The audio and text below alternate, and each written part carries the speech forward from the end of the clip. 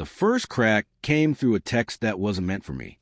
I was brushing my teeth when my phone buzzed on the sink. Her name lit the screen, but the message preview stopped my breath cold. I shouldn't have married him.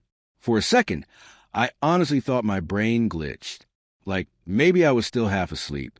I wiped toothpaste from my mouth and unlocked the phone with shaking fingers. Then the next line loaded. It should have been you.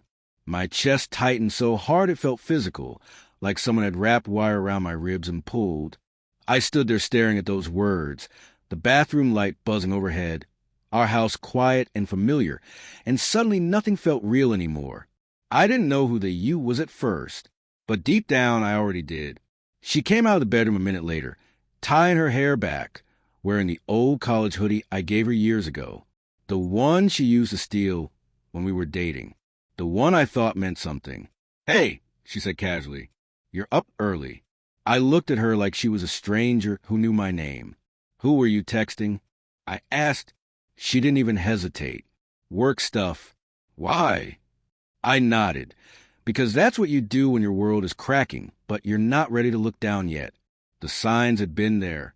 They always are. I just filed them away because love makes you stupid like that. The missed calls she explained away with meetings that ran long. The way she angled her phone screen down when she texted. The new passcode she said was just for security. The way she laughed more lately, but not with me. And then there was him, Evan, my best friend since we were 17. The guy who stood next to me at the altar, hand on my shoulder, whispering, "You're a lucky man." The guy who helped me move her furniture into our first apartment. Who came over for Sunday barbecues. Who knew where we kept the spare key? I told myself I was paranoid. That marriage had just made me insecure. That everyone goes through phases. But the texts kept coming. Not to me by accident. One night, she fell asleep on the couch with her phone still unlocked. I told myself I wouldn't look. That I trusted her. That privacy mattered. Then I saw his name at the top of her messages. I think about that night all the time. Me too. I hate that I didn't choose you. I felt something in me go quiet. Like a room inside, my chest went dark and never turned back on. I scrolled because at that point, pain was already inevitable. They talked about moments I remembered, times I thought she was tired or distant. Nights she said she was with co-workers. Weekends I spent alone while she cleared her head. They talked about love, like it was a mistake they'd both made too late.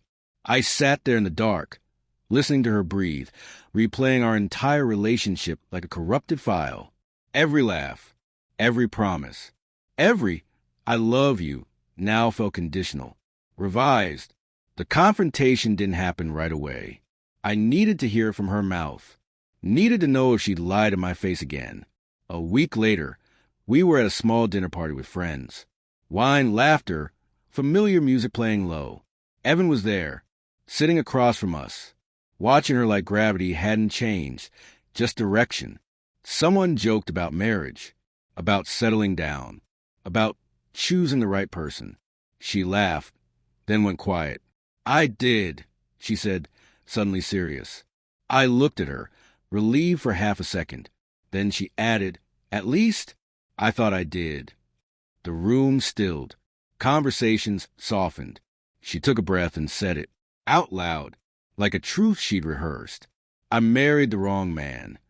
I swear I felt my heart actually drop. Her eyes didn't find mine. They found Evan's. "And I've known it for a long time," she continued. "It should have been him." No yelling, no dramatic exit. Just silence and the sound of something sacred breaking in public. Later, when we were alone, she cried. Said she never meant to hurt me. Said she tried to ignore her feelings. Said love isn't always fair. I asked her why she stayed. She said, "Because you were safe, kind. You love me, right?" That hurt worse than the betrayal. I didn't beg. I didn't scream. I just listened, and something solid formed under pain. I told her she was free to choose him, but she wasn't allowed to keep me as collateral damage. The house feels different now. Quieter, honest in a way it never was before.